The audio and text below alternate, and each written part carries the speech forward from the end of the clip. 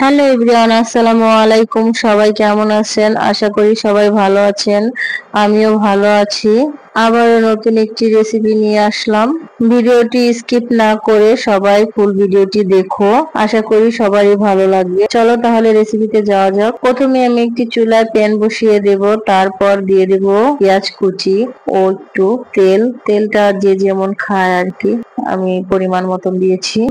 Brown colour চলে আসবে তখন দিয়ে দিবেন সামান্য পরিমাণ আদা, বেশি না, সামান্য পরিমাণ আদা বাটা দিয়ে দিবেন। তারপর একটু পানি দিয়ে দিবেন।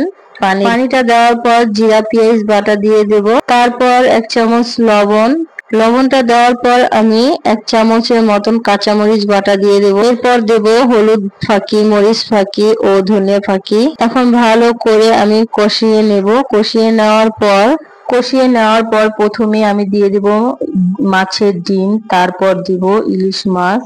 তারপর একটু নরম হাতে নাড়াচাড়া করে কষিয়ে নেব যাতে মাছগুলো ভেঙে না যায়, সেজন্য এর মধ্যে কিন্তু সামান্য পরিমাণ পানি অ্যাড করবেন। পানি না দিলে কষাবো কিভাবে আর কি। সামান্য পরিমাণ পানি দিয়ে একটু কষিয়ে নেবেন। বেশ কিছুক্ষণ কষানোর পর মাছগুলো একটি বাটিতে উঠিয়ে নেব। তারপর দিয়ে দেব ডাঁটা ও আলু। এখন ডাঁটা আলু ভালো করে আমি একটু ভাজা ভাজা করে নেব, কষার মাধ্যমে ভাজা ভাজা করে নেব। ভাজা ভাজা করার পর দিয়ে দেব পানি একবারের জন্যই দিয়ে দিবেন, পরবর্তীতে যেন পানি না দেওয়া লাগে। তারপর আমি একটি ঢাকনা দিয়ে ঢেকে দেব বেশ কিছুক্ষণের জন্য। কিছুক্ষণ পর ঢাকনাটা উঠিয়ে দেখব বলক আসছে কিনা। যখন বলক আসবে তখন মাছগুলো দিয়ে দিবেন। মাছগুলো দেওয়ার পর আবারও ঢাকনা দিয়ে ঢেকে দেবেন। আমি 10 মিনিটের মতো রান্না করে নিয়েছি।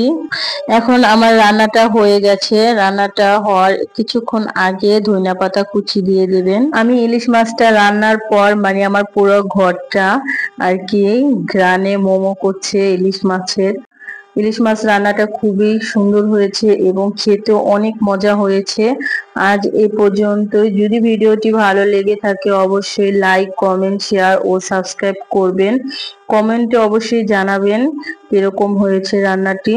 সবাই ভালো থাকবেন। আবারও দেখা হবে নতুন কোনো ভিডিওতে। আল্লাহ হাফেজ।